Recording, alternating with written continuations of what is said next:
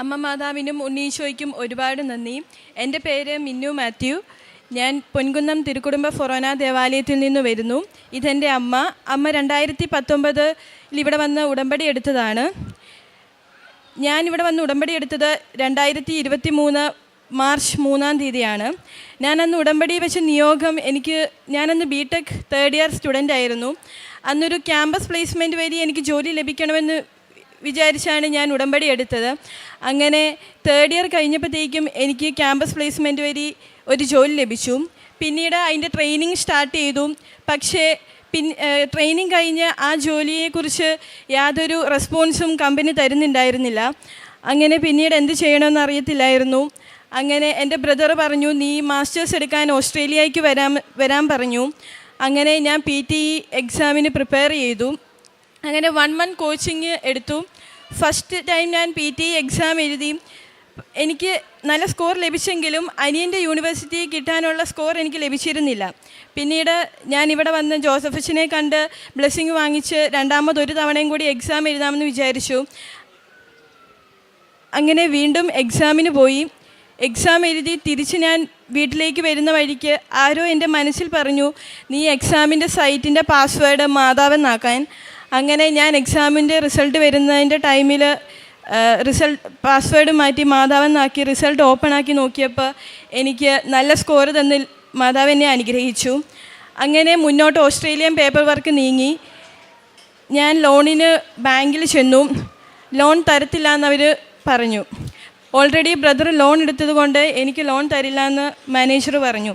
അങ്ങനെ മാതാവിൻ്റെ ഉപ്പും കാശുരൂപവുമായി ഹെഡ് ഓഫീസിൽ ചെന്ന് മാനേജറിനെ കാണുകയും പിന്നീട് വിത്തിൻ 2 വീക്സിനുള്ളിൽ തന്നെ എനിക്ക് ലോൺ സാങ്ഷനാക്കി തരികയും ചെയ്തു. അങ്ങനെ മുന്നോട്ട് പേപ്പർ വർക്ക് നീങ്ങി. ഓസ്ട്രേലിയൻ യൂണിവേഴ്സിറ്റിയിൽ നിന്ന് GT സബ്മിറ്റ് ചെയ്യാൻ പറഞ്ഞു. അങ്ങനെ GT സബ്മിറ്റ് ചെയ്ത ടൈമിൽ അവർ ഉടൻ തന്നെ അത് റിജക്റ്റ് ആക്കുകയും ചെയ്തു.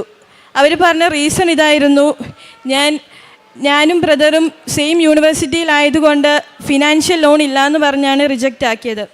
അങ്ങനെ 3 തവണ വേറെ യൂണിവേഴ്സിറ്റിയിൽ അപ്ലൈ ചെയ്തു. വീണ്ടും റിജക്ഷൻസ് വന്നുകൊണ്ടിരുന്നു. അങ്ങനെ ഓസ്ട്രേലിയ എന്നുള്ളത് ഞങ്ങൾ ഡ്രോപ്പ് ചെയ്തു. പിന്നീട് ഞങ്ങൾ ബാങ്കിൽ ചെന്ന് ലോൺ വേണ്ടാന്ന് പറഞ്ഞ് എഴുതി കൊടുത്തു. അപ്പം ബാങ്കുകാർ പറഞ്ഞു, ഈ പേപ്പറെല്ലാം ഇവിടെ ഇരിക്കട്ടെ, എപ്പോൾ വേണമെങ്കിലും നിങ്ങൾക്ക് ലോൺ തരാമെന്ന് പറഞ്ഞു. അങ്ങനെ തിരിച്ച് ഞങ്ങൾ വീട്ടിലേക്ക് വന്നു. അപ്പോഴത്തേക്കും ഫെബ്രുവരി ഇൻടേക്കിന് പോകാൻ പറ്റില്ല എന്ന് മനസ്സിലായി. അങ്ങനെ ഞാൻ നാട്ടിൽ ജോലിക്ക് അപ്ലൈ ചെയ്യാൻ തുടങ്ങി. അങ്ങനെ ഞാൻ BSNL ടെമ്പററി പോസ്റ്റിലായിട്ട് വർക്ക് ചെയ്യുമായിരുന്നു. വർക്ക് ചെയ്യുന്ന ടൈമിൽ അവർ പറഞ്ഞു, വേറെ നല്ല ജോലി ലഭിക്കുവാണെങ്കിൽ പൊക്കോളാൻ പറഞ്ഞു. അങ്ങനെ ഞാൻ ദുബായിലേക്ക് പോകാമെന്ന് വിചാരിച്ചു. ദുബായിലേക്ക് പോയി. അവിടെ ഇൻ്റർവ്യൂ കോഴ്സ് അറ്റൻഡ് ചെയ്തെങ്കിലും ഓഫർ ലെറ്റർ വന്ന ഉടൻ ജോലി നഷ്ടപ്പെടാൻ തുടങ്ങി. അങ്ങനെ 3 to 4 ജോബ് നഷ്ടപ്പെട്ടു തുടങ്ങി. അതായത് ഞാൻ കമ്പനിയിൽ അപ്പോയിൻറ്റ് ചെയ്യാൻ പോകുന്ന ടൈമിൽ അവരെന്നെ വിളിച്ച് പറയും, ഇങ്ങോട്ട് വരണ്ട, വേറെ ആൾക്കാരെ ഞാൻ എടുത്തു എന്ന് പറഞ്ഞ് അവർ റിജക്റ്റ് ആക്കുമായിരുന്നു. അങ്ങനെ ഓഫർ ലെറ്റർ ലഭിച്ചിട്ടും ജോലി നഷ്ടപ്പെടുന്ന സ്ഥിതിയിലേക്കായി കാര്യങ്ങൾ. അപ്പോഴേക്കും ഞാൻ വേറൊരു കമ്പനിയിൽ അപ്ലൈ ചെയ്തു. വീണ്ടും ഞാൻ ജോലിക്ക് കയറി. കുറച്ച് നാൾ വർക്ക് ചെയ്തു. പക്ഷേ ഞാൻ അവിടെയുള്ള എംപ്ലോയീസുമായിട്ട് സംസാരിച്ചപ്പോൾ അവർ പറഞ്ഞു, ഇവിടെ 2 to 3 ഡേയ്സ് മന്ത്സ് എടുത്താൽ മാത്രമേ നമുക്ക് വർക്കിംഗ് വിസ കിട്ടുകയുള്ളൂ എന്ന് പറഞ്ഞു. അങ്ങനെ ഞാൻ എന്ത് ചെയ്യണമെന്ന് അറിയത്തില്ലായിരുന്നു. എൻ്റെ വിസിറ്റിംഗ് വിസ പുതുക്കാനുള്ള ടൈമായി. അങ്ങനെ ഇരിക്കെ എൻ്റെ ബർത്ത്ഡേ വന്നു. മാർച്ച് 13-ാം തീയതി എൻ്റെ ബർത്ത്ഡേ ആയിരുന്നു. ഞാനും അമ്മയും പ്രാർത്ഥിക്കുമായിരുന്നു, അമ്മേ മാതാവേ, എനിക്ക് ഒരു ബർത്ത്ഡേ ഗിഫ്റ്റായി ജോലി അല്ലെങ്കിൽ എന്തെങ്കിലും ഒരു വഴി കാണിച്ചു തരണേ എന്ന് പറഞ്ഞ് പ്രാർത്ഥിക്കുമായിരുന്നു. അങ്ങനെ അമ്മയും പ്രാർത്ഥിച്ചു. അമ്മ പ്രാർത്ഥിച്ചതിൻ്റെ ഫലമായി അമ്മയ്ക്കൊരു ഡേറ്റ് കാണിച്ചു തന്നു. പക്ഷെ അത് മാർച്ച് 13 അല്ലായിരുന്നു, 18 ആയിരുന്നു. അങ്ങനെ ഇരിക്കെ ഞാൻ ബ്രദറിൻ്റെ അടുത്ത് പറഞ്ഞു, ഞാൻ നാട്ടിലേക്ക് തിരിച്ചു വരികയാണ്. അപ്പം അവൻ പറഞ്ഞു, വേണമെങ്കിൽ നമുക്ക് ഒന്നുകൂടി ഓസ്ട്രേലിയക്ക് നോക്കാമെന്ന് പറഞ്ഞു. ഞാൻ പറഞ്ഞു, വേണ്ട, ഇപ്പം നമുക്ക് യൂണിവേഴ്സിറ്റിയിൽ നിന്ന് റിജക്ഷൻ ആയിട്ടുള്ളൂ, ഇനിയും വിസ റിജക്റ്റ് ആവണ്ടല്ലോ എന്ന് കരുതി ഞാൻ അങ്ങനെ പറഞ്ഞു. പക്ഷേ ബാക്കിൽ അവൻ പേപ്പർ വർക്ക് നടത്തിക്കൊണ്ടിരിക്കുകയായിരുന്നു. അങ്ങനെ പേപ്പർ വർക്ക് അവൻ നടത്തി. അപ്പം ഒരു ഏജൻസിയെ സമീപിക്കുകയും അവർ 90% പറഞ്ഞു, നിങ്ങൾക്ക് വിസ ലഭിക്കും, ബാക്കി 10% വിസ ഓഫീസറിൻ്റെ കയ്യിലാണെന്ന് പറഞ്ഞു. അങ്ങനെ മുന്നോട്ട് പോയി. ഞങ്ങൾ ഫസ്റ്റ് പേപ്പർ വർക്കിന് ഇറങ്ങിയത് മാർച്ച് 18-ാം തീയതി ആയിരുന്നു. പക്ഷേ അത് ഞങ്ങൾ പിന്നീടാണ് മനസ്സിലായത് 18-ാം തീയതി എന്ന ഡേറ്റ് മാതാവ് കാണിച്ചു തന്നതായിരുന്നു എന്ന്. അങ്ങനെ മുന്നോട്ട് പോയി. വിത്തിൻ 2 ഡേയ്സിനുള്ളിൽ തന്നെ എനിക്ക് അൺകണ്ടീഷണൽ ഓഫർ ലെറ്റർ ഓസ്ട്രേലിയയിൽ നിന്ന് ലഭിച്ചു. പിന്നീട് ഞാൻ തിരിച്ച് നാട്ടിലേക്ക് വന്നു. ഇവിടെ വന്നെൻ്റെ ഉടമ്പടി പുതുക്കി പ്രാർത്ഥിച്ച് ഞാൻ ലോണിന് പോയി. അവർ വിത്തിൻ 2 ഡേയ്സിനുള്ളിൽ തന്നെ എനിക്ക് ലോൺ സാങ്ഷനാക്കി തന്നു. ഞാൻ നാട്ടിലേക്ക് തിരിച്ചു വന്നപ്പോൾ തൊട്ട് ഞാൻ സോഷ്യൽ വർക്കിന് പോകുമായിരുന്നു. എല്ലാ ഫ്രൈഡേയ്സിലും ഞങ്ങളുടെ അടുത്തുള്ള ഒരു ആശ്രമത്തിൽ പോയി അമ്മമാരെ ശുശ്രൂഷിക്കുമായിരുന്നു. അങ്ങനെ മുന്നോട്ട് പോയി. ഓരോ ഫ്രൈഡേയ്സ് കഴിയുമ്പോഴും ഓരോ പോസിറ്റീവ്സ് കാണുന്നുണ്ടായിരുന്നു. അങ്ങനെ മുന്നോട്ട് പേപ്പർ വർക്ക് നീണ്ടു. COE വന്നു, മെഡിക്കലിന് പോയി. അങ്ങനെ വിസയ്ക്ക് വെക്കാൻ ടൈമായി. വിസയ്ക്ക് വെക്കാൻ ടൈം ആയപ്പോൾ അതിൻ്റെ 2 ദിവസം മുമ്പ് ഏജൻസിയിൽ നിന്ന് വിളിച്ചു പറഞ്ഞു, മാർച്ച് 18-ാം തീയതി എടുത്ത പേപ്പർ ഒരെണ്ണം ഇൻവാലിഡ് ആണെന്ന് പറഞ്ഞു. ആകെ തകർന്നു. ആകെ ആ പേപ്പർ കൊണ്ട് മാത്രമേ നമുക്ക് വിസ ലഭിക്കുകയുള്ളൂ. പക്ഷേ ആ പേപ്പർ വിസയ്ക്ക് വെച്ചാൽ വിസ റിജക്റ്റ് ആവുമെന്ന് ഏജൻസി പറഞ്ഞു. പിന്നെ മാതാവിനോട് പ്രാർത്ഥിച്ചു, മാതാവേ എനിക്കിനി ഒരു രക്ഷയില്ല, ഇനി നീയാണ് ഈ പേപ്പർ വർക്ക് മുന്നോട്ട് കൊണ്ടുപോകേണ്ടത്. അങ്ങനെ അമ്മയും പ്രാർത്ഥിച്ചു. അങ്ങനെ ഞാൻ പറഞ്ഞു ആ പേപ്പർ വെക്കണ്ടെന്ന് പറഞ്ഞു. വിസയ്ക്ക് വെക്കാം, റിജക്റ്റ് ആയാലും കുഴപ്പമില്ല, അത് സഹിക്കാനുള്ള ശക്തി തരണേ മാതാവേ എന്ന് പറഞ്ഞ് പ്രാർത്ഥിച്ചു. അങ്ങനെ മുന്നോട്ട് പോയി.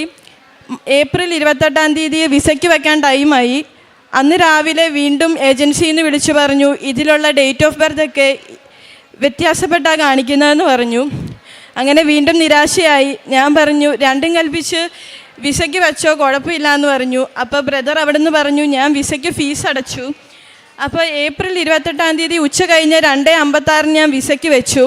മാക്സിമം ഒരു വിസ ഓസ്ട്രേലിയയിൽ നിന്ന് ലഭിക്കണമെങ്കിൽ 30 to 36 ഡേയ്സാണ് വേണ്ടത്. പക്ഷേ എനിക്ക് മാർച്ച് 28-ാം തീയതി 2:57 തന്നെ ഓട്ടോഗ്രാൻഡ് വിസ നൽകി മാതാവിനെ അനുഗ്രഹിച്ചു. ഇത്രയും അനുഗ്രഹം തന്ന മാതാവിന് 1000 നന്ദി പറയുന്നു. ഞാൻ 2019 ഉടമ്പടി എടുത്തത്.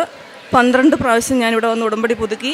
എല്ലാ മാസവും ഇവിടെ വന്ന് അമ്മ മാതാവിൻ്റെ അടുത്ത് വന്ന് ഞാനും പിള്ളേരും ഹസ്ബൻഡും എല്ലാവരും വരുമായിരുന്നു. അങ്ങനെ ഉടമ്പടിയിൽ തുടർന്നുകൊണ്ടിരുന്നു. അങ്ങനെ എൻ്റെ മോൾക്ക് ഈ അനുഗ്രഹം നൽകിയ മാതാവ്, അതിന് ആദ്യത്തെ എൻ്റെ ഉടമ്പടി ഞങ്ങൾക്കൊരു പ്ലോട്ട് വിൽക്കാൻ കിടപ്പുണ്ടായിരുന്നു. അത് ഞാൻ 2023 അത് വിൽക്കുവാൻ വേണ്ടിയിട്ട് ഇവിടെ വന്ന് അച്ഛനെ കാണുകയും അതുപോലെ തന്നെ നിയോഗത്തിൽ വെക്കുകയും ചെയ്തിരുന്നു. അങ്ങനെ അച്ഛനൊരു കാശുരൂപം തന്നു. ആ ഡേറ്റ് വെച്ച് പ്രാർത്ഥിച്ചതിൻ്റെ ഫലമായിട്ട് എനിക്ക് ആ മാർച്ച് 31 മുമ്പ് ആ സ്ഥലത്തിന് ഞങ്ങൾക്ക് ടോക്കൺ കിട്ടി. പക്ഷേ അത് പിന്നെയും തടസ്സങ്ങൾ നീങ്ങിക്കൊണ്ടിരുന്നു. അങ്ങനെ മാസങ്ങൾ കഴിഞ്ഞിട്ടും അതിന് യാതൊരു മുമ്പോട്ട് പോകുന്നില്ലായിരുന്നു. അങ്ങനെ പിന്നെയും എനിക്ക് എന്ത് ചെയ്യണമെന്ന് ഞങ്ങൾക്ക് അറിയത്തില്ലായിരുന്നു. അങ്ങനെ ഞങ്ങൾ പിന്നെയും അച്ഛനെ കാണണോ എന്ത് ചെയ്യണമെന്ന് അറിയത്തില്ല എന്ന് വിചാരിച്ചിരിക്കുമ്പോൾ എൻ്റെ മനസ്സിൽ പെട്ടെന്ന് തോന്നി പറമ്പിൽ ഒന്നുകൂടെ ഉപ്പ് വിതറി പ്രാർത്ഥിക്കാമെന്ന്. ഞങ്ങളുടെ വണ്ടിയിൽ ഉപ്പിരിപ്പുണ്ടായിരുന്നു. ആ പോയ സമയത്ത് ആ പ്ലോട്ടിൽ ഞങ്ങൾ ഉപ്പ് വിതറി. ഞാൻ വിശ്വാസ പ്രമാണം ചൊല്ലി ഉപ്പ് മൊത്തം വിതറി. അങ്ങനെ 3 ദിവസം കഴിഞ്ഞപ്പോൾ ആ വ്യക്തി ഫോൺ പോലും വിളിക്കാതെ വീട്ടിൽ വന്ന് പറയാണ്, പിന്നത്തെ ആഴ്ച നമുക്ക് അത് എഴുതാം എന്ന് പറഞ്ഞു. അങ്ങനെ മാതാവ് ഞങ്ങൾക്ക് 5 വർഷമായിട്ട് ഞങ്ങൾ വിൽക്കാനിട്ടിരുന്ന ഒരു സ്ഥലമായിരുന്നു. അതും മാതാവ് ഞങ്ങൾക്ക് നടത്തി തന്നു. പിന്നെ എൻ്റെ ഈ മോള് മാർച്ച് 17-ാം തീയതി അവളുടെ ബർത്ത്ഡേ ഗിഫ്റ്റ് കൊടുക്കണമെന്ന് ഞങ്ങൾ പ്രാർത്ഥിക്കുന്നുണ്ടായിരുന്നു. അത് 18 മാതാവ് കാണിച്ച്. ഞാൻ പറയുമായിരുന്നു മോളെ 18-ാം തീയതിയാണ് കാണിക്കുന്നത്, എന്താണെന്നറിയില്ല, ജോലി കിട്ടുമായിരിക്കും എന്ന് പറഞ്ഞു. അങ്ങനെ അത് വെച്ച് പ്രാർത്ഥിച്ചു. മാതാവ് അന്ന് തന്നെ ഞങ്ങൾക്ക് പേപ്പർ വർക്ക് തുടങ്ങി. അങ്ങനെ അവൾക്ക് വിസയും ലഭിച്ചു. പിന്നെ ഞങ്ങൾ കാരുണ്യപ്രവർത്തികൾ ഞങ്ങൾ ഗവൺമെൻറ് ഹോസ്പിറ്റലിൽ ഞങ്ങൾ വീട്ടിൽ നിന്ന് തന്നെ ഫുഡ് ഉണ്ടാക്കി ഹോസ്പിറ്റലുകളിൽ വേണ്ടപ്പെട്ടവർക്ക് അർഹതപ്പെട്ടവർക്ക് കൊടുക്കുകയും അതുപോലെ തന്നെ പത്രം ആവശ്യമുള്ളവർക്ക് മാത്രം കൊടുക്കുകയും അതുപോലെ തൈലം അവർക്ക് വേണ്ടിവരെ പൂശി പ്രാർത്ഥിക്കുകയും ചെയ്യുമായിരുന്നു. എൻ്റെ കൂടെ എൻ്റെ കുട്ടികളും വരുമായിരുന്നു. അതുപോലെ ഹസ്ബൻഡും ഞങ്ങളെല്ലാവരും കൂടിയായിരുന്നു പോകുന്നത്.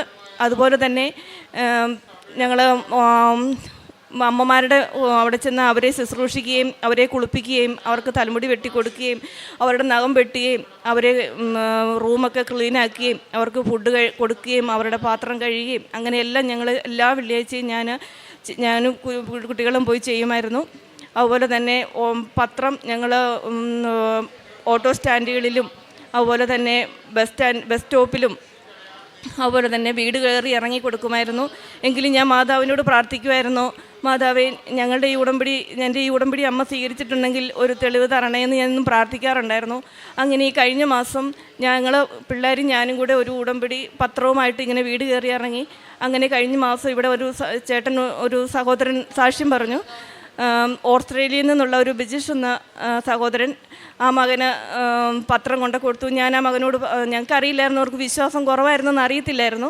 അങ്ങനെ ആ മകനോട് പറഞ്ഞപ്പോൾ ആ മകന് ഇവിടെ വന്ന് മാതാവിനെക്കുറിച്ചും സഞ്ചാരി മാതാവ് നമ്മുടെ കൂടെ വരുമെന്നും അതുപോലെ തന്നെ ഉപ്പും തൈലമൊക്കെ വെച്ച് നമ്മൾ പ്രാർത്ഥിക്കുമ്പോൾ ഓഫീസുകളിലൊക്കെ പോയി നമ്മൾ അതിട്ട് പ്രാർത്ഥിക്കുമ്പോൾ നമ്മുടെ ആവശ്യങ്ങൾ എന്താണോ അത് മാതാവ് സാധിച്ചു തരുമെന്നൊക്കെ പറഞ്ഞപ്പോൾ ആ സമയത്ത് എനിക്കറിയില്ലായിരുന്നു ആ മകന് വിശ്വാസമില്ലെന്ന്.